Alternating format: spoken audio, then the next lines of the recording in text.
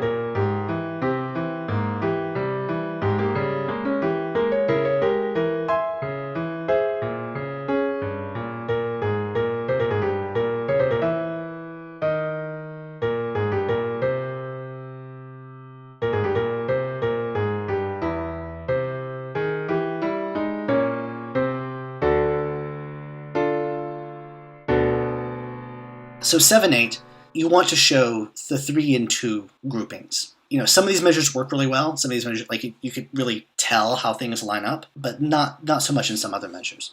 So the subdivisions of both hands also need to line up. That's one of the bigger things with making sure that everything is expressed uniformly between hands, much as you would have things expressed uniformly between instruments in an ensemble. Typically, you want to have in 7/8, you have a group of 3 and then 2 groups of 2. So 2 2 3, 3 2 2, 2 3 2.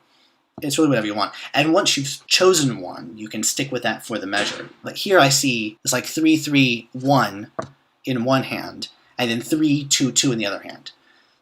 So I'm not really quite sure why these dots have to be there. Small little things, but it makes your music easier to read, and that's the most important thing. Even in 4/4 here, this is, again, coming in the and of a certain beat. Again, just little things to keep in mind. Also, looks like a bit of a typo here, but there are triplet indications on the first beat of a 9/8 bar, and if you count them up, it's just like they're just regular eighth notes in 9/8. You don't really need that. And you can technically have triplets in 9/8. It's just difficult to count because then it throws you off. And you're really not in 9/8 anymore if you have 3 in the span of 2. And this doesn't really look like 9/8. This looks like 4.5/4. I mean, I've used it, and I've also used it. It's just not expressing 9/8. It's expressing something that's a little bit different.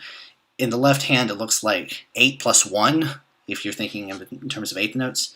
And the right hand, it looks like 2 plus 2 plus 2 plus 2 plus 1, which is, again, a 4.5/4. Instead of a 9/8. Yeah, I don't know why you're doing this either. Just use some octave markings. If it's on the lower staff, it indicates the left hand should be playing that thing. And frankly, what even is that? Is that like an E? This is fun. I like this. I'm not sure if there's an easier way to notate that. There probably is. I love the subversion of expectations with the triplet coming in right there. I'm seeing a lot of dynamic markings below the staff. Dynamic markings in piano music always go between the 2 staves. Unless, of course, you want each hand to have its own dynamic marking, which is sometimes what you want, but usually that's communicated through accents or through other extra musical means. And something I like to do also when it comes to these unconventional meters, like, again, 5s and 7s, I like to put in, like, dashed bar lines or dotted bar lines when I'm working in a piece, or sometimes I even leave them in for a finished product. And that helps you line things up. So it's making sure that you have the same, like 3 2 2 in both hands. In this case, this one's perfectly fine. This one seems a little off because of this 3 2 2, and here it looks like 2 2 3. So just really small stuff like that. But it cleans things up, makes things look more professional. Don't be afraid to switch clefs. This is very much treble clef material right here. And this section, when I was listening to it, it just seemed a little stagnant. Like there was a lot of, you're seeing a lot of the same notes in the left hand. I love the rhythm. The rhythm is exciting to listen to. But the rest of it is like, I'm just not sure if the same pitches and the same, beat. Of course, these 2 7/8 measures, or 7/8 and the 9/8 right here, because they're odd numbers in each, you're basically hearing straight quarter notes. Do, do, do, do, do, do, do, do. So offsetting one of them, getting rid of one of them, dropping them down an octave, like including another pitch in there, that might be something to consider for this. And then like just octave markings again, like especially I usually think of when you get over 3 ledger lines above the treble staff or below the bass staff, you need some kind of marking just for ease of notation and for ease of reading. Really cleans things up. There are some pianists who say don't include any of these. It's remarkably rare, but sometimes you'll find that. They'll usually request that of you, though. And the transition here between this more driving music and this swing, it seems very sudden to me. And the transitions are always difficult things for composers to work with. And, I don't really feel like I've written a really good transition in my entire life. They're just like bad ones and slightly okay ones. And this one, it seems very sudden. There's a sudden shift, and all of a sudden, you're in this little swing section, which is nice in its own way, but I'm not sure it follows from what we've heard before. These should always go on the underside here, so the stems and the slurs are opposite directions. This seems like another really unusual part of it, because it's so well-defined rhythmically up until this point, and then you just have a half a minute to a full minute cadenza, quite literally. And I'm not sure whether or not you want those to be played above this as a consistent bass line. Like, do you want like that to be repeated, that while there's a solo with this scale you've come up with, or is it a matter of once you've played that once, once you played this thing once, are you free to do whatever you want with the rest of it? I don't know. If you really want to have an improvisatory section, or something that's even like beyond the bounds of traditional notation, you have to be very, very specific as to what you want, because, and this is a problem for all composers, because we know what we want, but making sure that we can just give someone a piece of paper and they know exactly what that means, that's huge. And it's about communicating your ideas, and it's something we all struggle with. There's an extra clef here. Yeah, more just AFB markings here. Those are, gosh.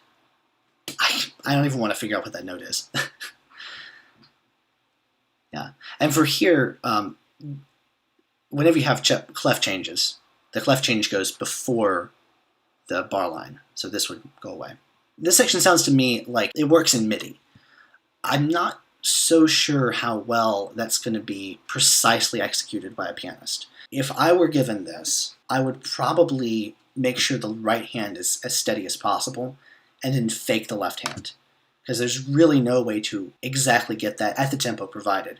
Some pianists are very particular in how they approach these kinds of things, so they will figure out the common denominator between the two tuplets and count really slow with a metronome to make sure that everything's lining up exactly in time. For my money, it's not really worth doing that if you're a performer. And in fact, my old piano professor, who was this great, really quite famous interpreter of Chopin, and Chopin has all these, runs and polyrhythms and all this crazy stuff. He always told me when I was playing that stuff just to fake it. Focus, usually with your left hand in Chopin, that's the one with a steady rhythm. So if you focus on having that steady rhythm in the left hand, you can just fake the right hand, and you really can't tell the difference. Because there's a level of expressivity in it, which you don't get in MIDI, because MIDI just plays it all the way through. You want some nuance, you want some low rhythmic tweaks in here. I'm just not sure that you're going to get that. You're going to get something approximating it. You're going to have this kind of offbeat, off-kilter effect, which is probably what you're going after here. It's just, if you're really tied into having this exactly as a 3 against 5, that might not be always what you're going to get. This section seems like another, you're building up to something here. Stop. And then start out with this other section, which has this Alberti bass-like quality to it, but it's set against, these 7/8 and these 9/8, which makes for an interesting effect. I like that.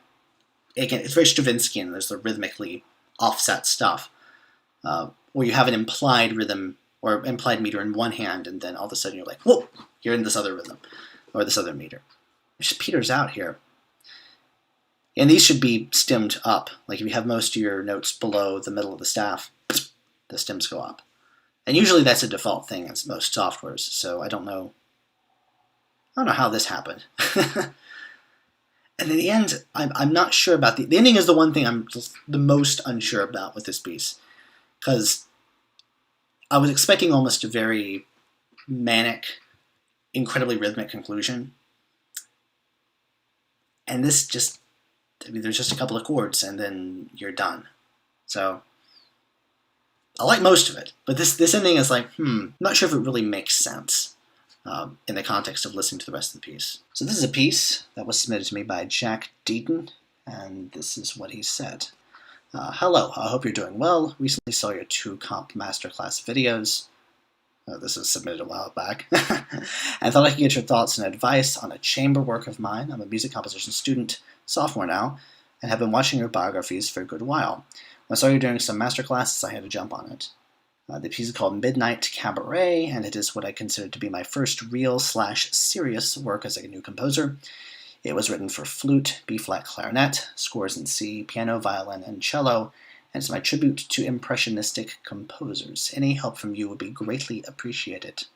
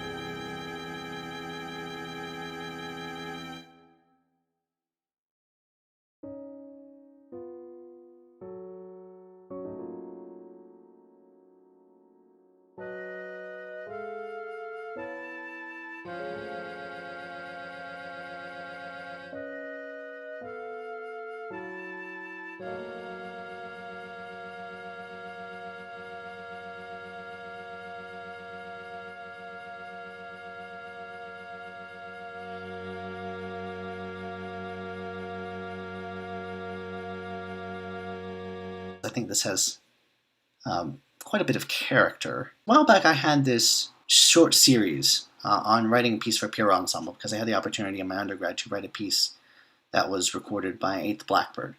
So what I found in that is that it's a very odd ensemble to write for, because it has these varied orchestral colors in a chamber setting.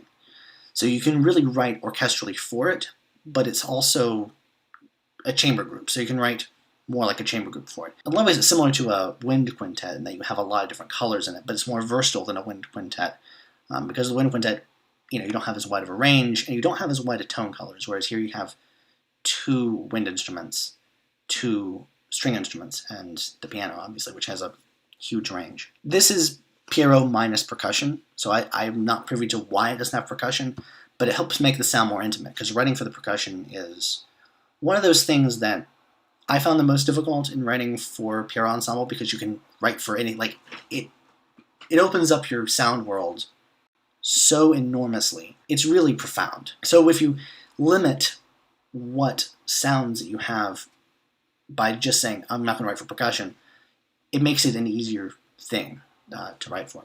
These little 8VA C sharps, I'm wondering how and when you want those to come in.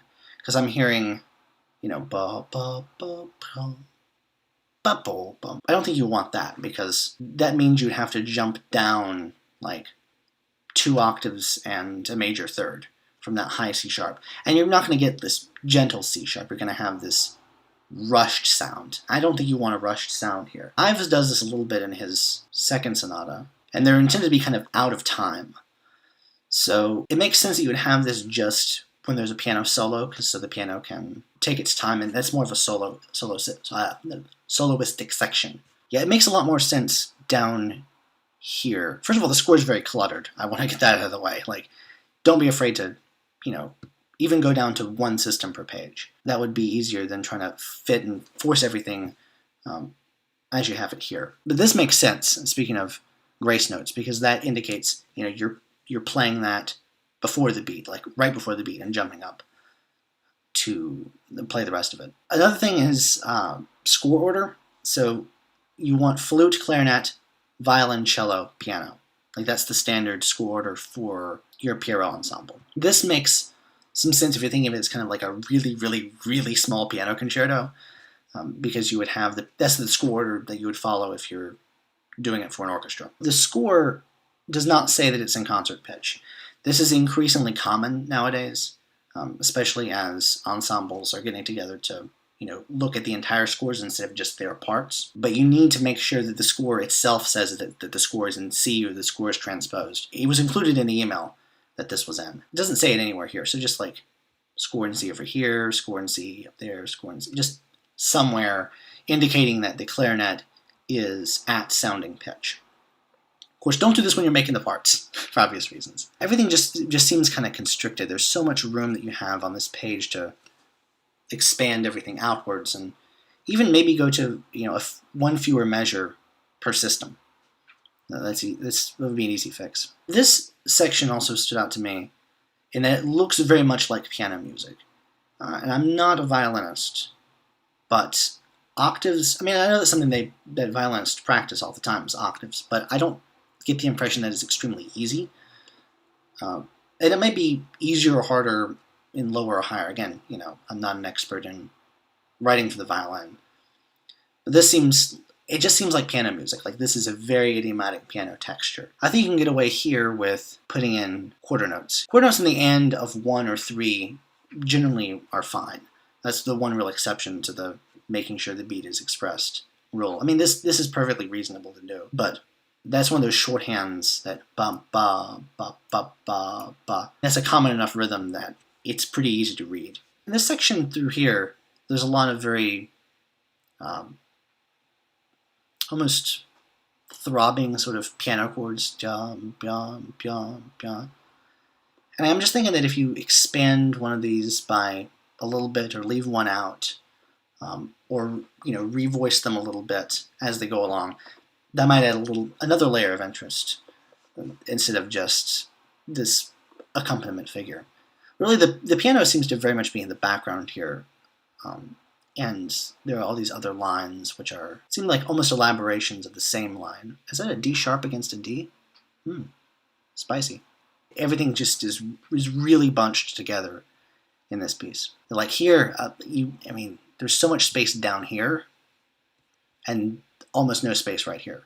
So just making sure that the staves are separate. And sometimes you'll see these like slash markings, which are staved like system dividers. So that would be something to look into. And then generally also evening out the number of measures per system. That's also something to keep in mind, because you don't really want to go from a ton of measures to like 2, especially if you have. I mean, this is something that I've run into quite a bit, is that you sometimes have to mess with the music a little bit, because otherwise you're going to have 5 measures on one system and then 1 measure on the other system if you have a lot of really fast notes moving. You just have to keep tweaking the settings in your software until you get something that you actually like. This is from Jarran, Ahaz, Armstrong. Thank you. This is an SATB choral piece I composed earlier this year, and it was performed by my high school's concert choir. The lyrics are from Robert Frost's Stopping by the Woods on a Snowy Evening. I make pop and R&B music, which I released on Spotify and iTunes, but this is the first piece of music I've sat down and properly composed. It was a lot of fun to write, a lot of fun to perform, and I hope you'll consider reviewing it in an upcoming video. Thanks in advance, big fan of your channel.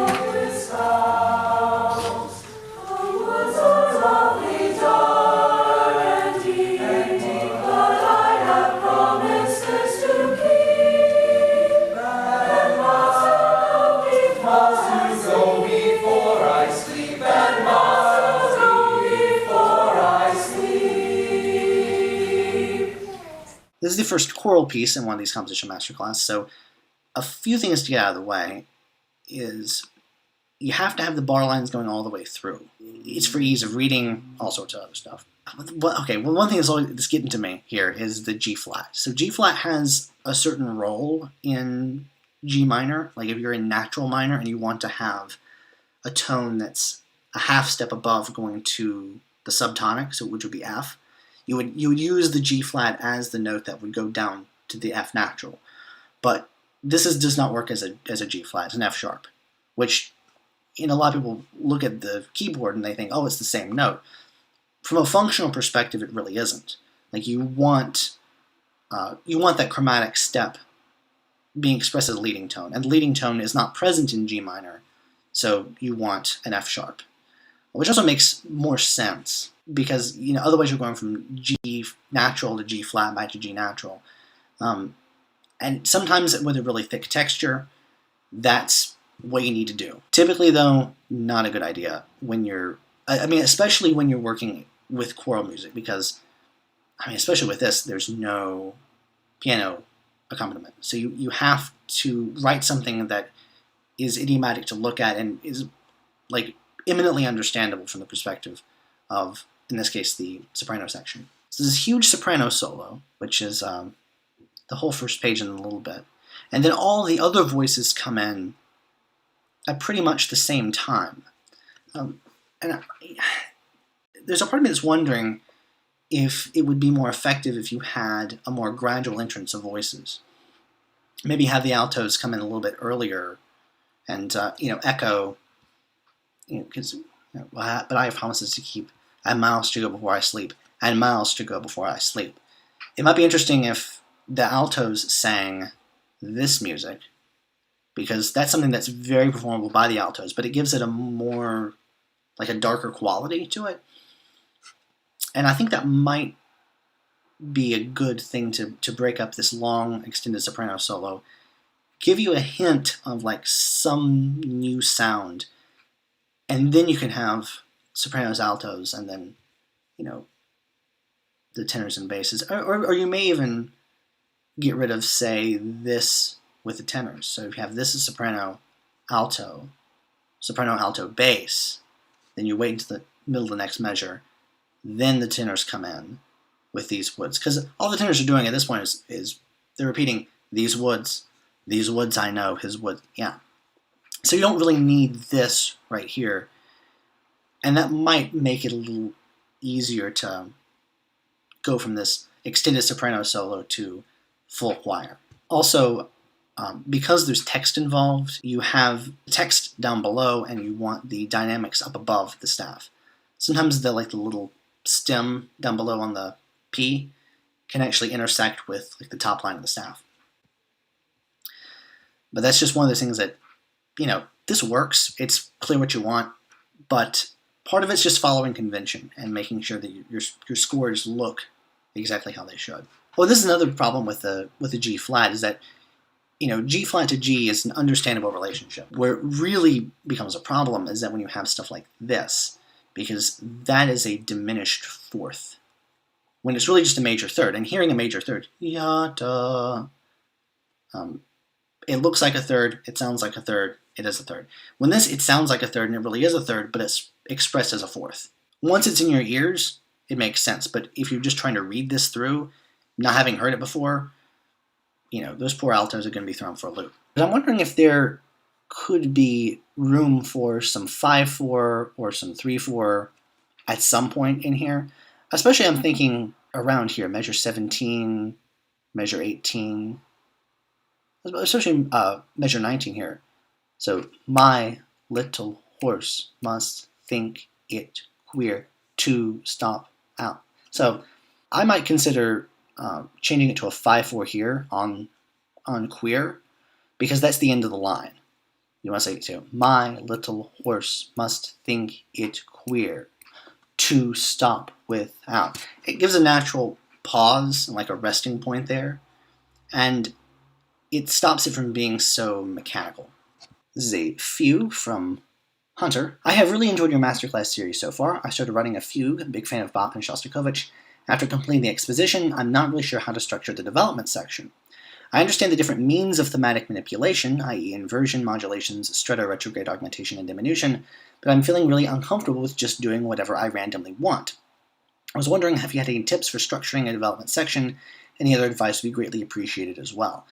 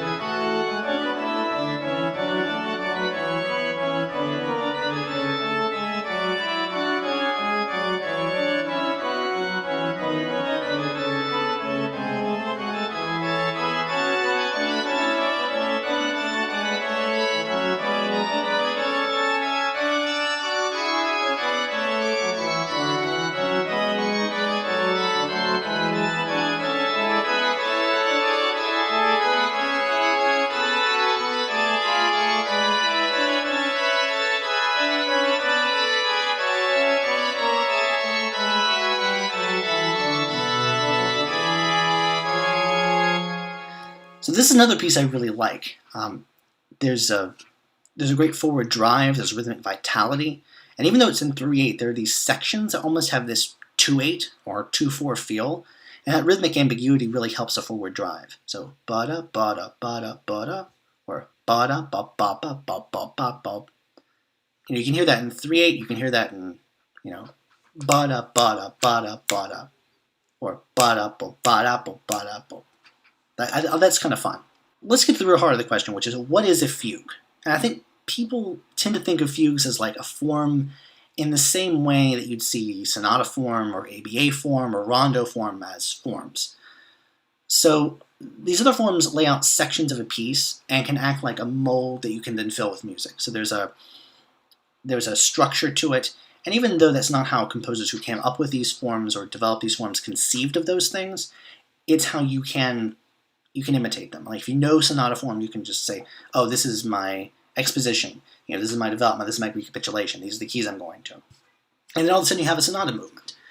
With a fugue, that's different. The fugue is a completely different animal. Once you have your exposition, where you lay out your subject, your answer, your counter-subject, your counter-answer, etc., whatever contrapuntal material you want and you're going to work with the rest of the piece, you're free to basically do anything you want.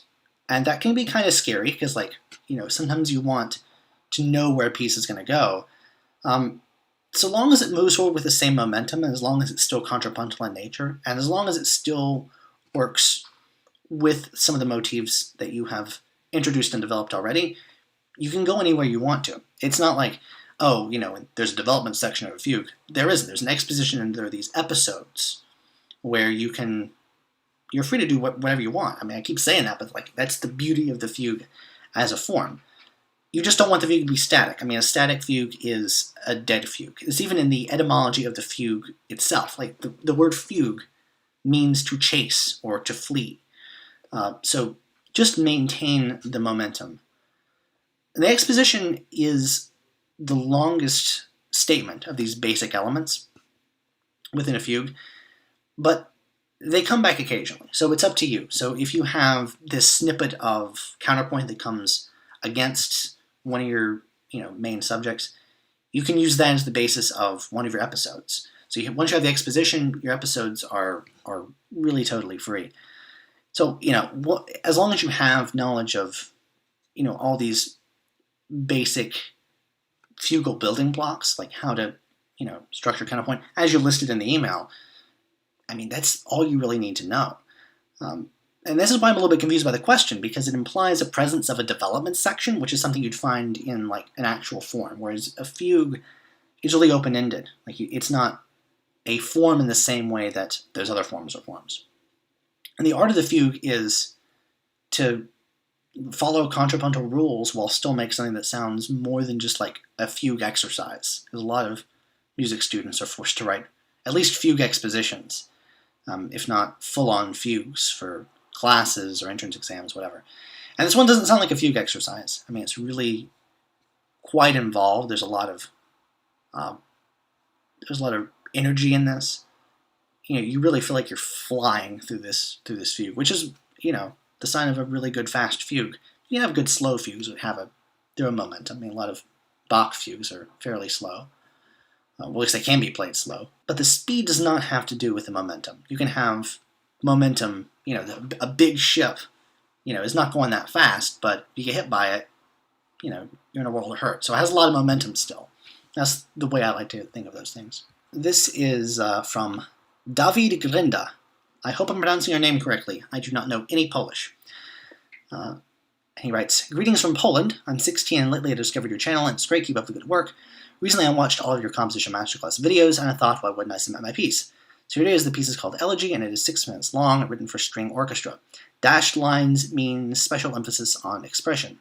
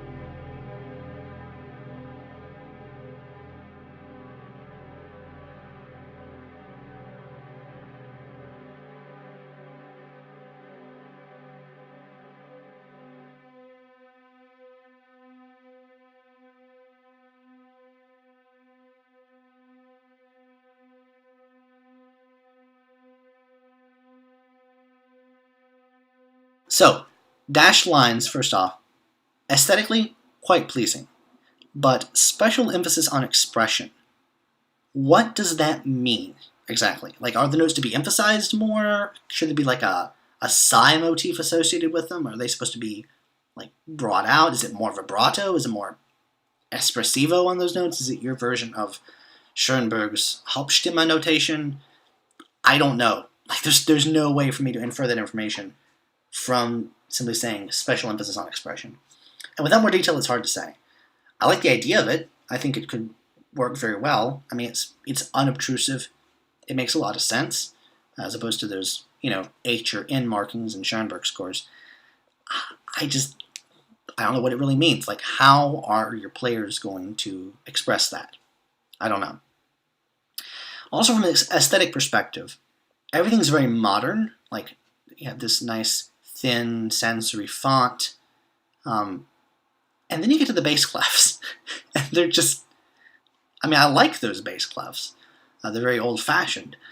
Doesn't really fit with the aesthetic of the rest of the score. And the truth is that they're just quite wide. Like, you see there's this extra space between the alto clef and the key signature, or the treble clefs and the key signature. It's because of the bass clef. Like, just use a regular bass clef. That's my advice. It just looks a little odd, and really it's because of that space. And then down here, when you switch to them, even the small versions of that, which used to switch between different clefs in the course of a score, even those are kind of big. Usually you want those to be smaller and, again, like less obtrusive. You don't want the clefs to stand out and be distracting in the course of a piece. Don't be afraid, by the way, to switch to treble clef on the cello. They can read it. It's one of the few orchestral instruments where you have to be proficient on 3 different clefs. It's a little odd, and a lot of cello players will tell you that it's odd that they learn tenor clef, because if you think about it, think about the piano. You have a bass clef and a treble clef. You don't need any of those middle clefs. So a lot of, especially beginning cellists, will look at the tenor clef and think, why are we learning this? Well, the truth is that the tenor clef is kind of a shorthand, because usually you can read treble clef. You have to learn how to read treble clef, rather. And with tenor clef, if you're coming from bass clef, once you've learned bass clef, reading tenor clef is just going up 1 string. It's because it's a fifth up from where the bass clef was.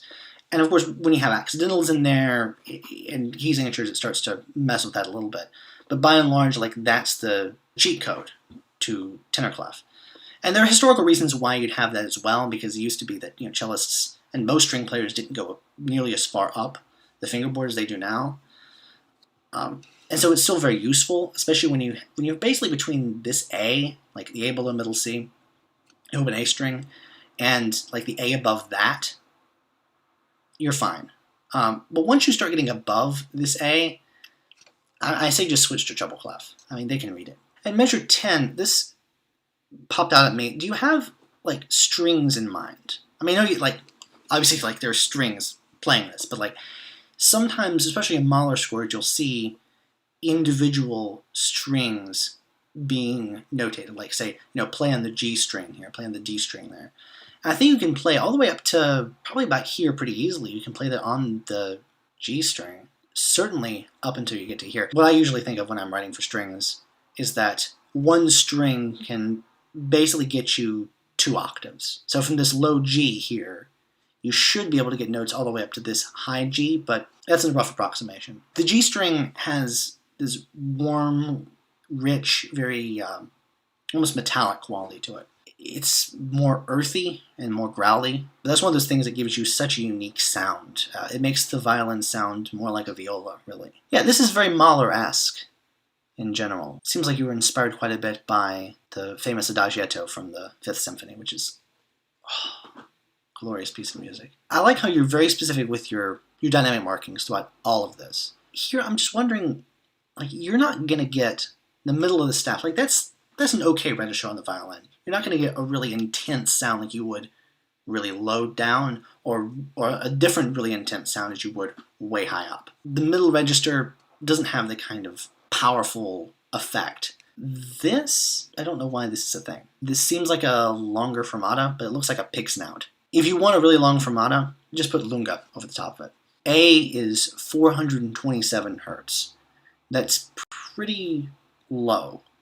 And I know Adam Neely has done several really good videos on like taking down the perception that non-A440 tunings like do special things, like heal your body or something. You know, that's obviously not true. But there is something to be said for tuning. With string instruments, the higher the tuning, the tighter the string has to be wound, so it has a brighter, more energetic sound. That's why over the course of the development of the modern orchestra, you get higher and higher pitch tunings until you get to a standardized A440, and I believe like in the 1930s. So when you take instruments down, it means more slack in the string. It means more room for the string to vibrate and really breathe, which I think is really going to be helpful for the violas and the double basses, because those instruments are not built as well as they should be, considering how long that their strings need to be in order to vibrate to their fullest effect. At the end of the day, this A427, it's low, there's going to be more resonance to it, but I'm wondering if, 427 specifically has like there's some reason that you're doing that, there's some reason you like that particular number.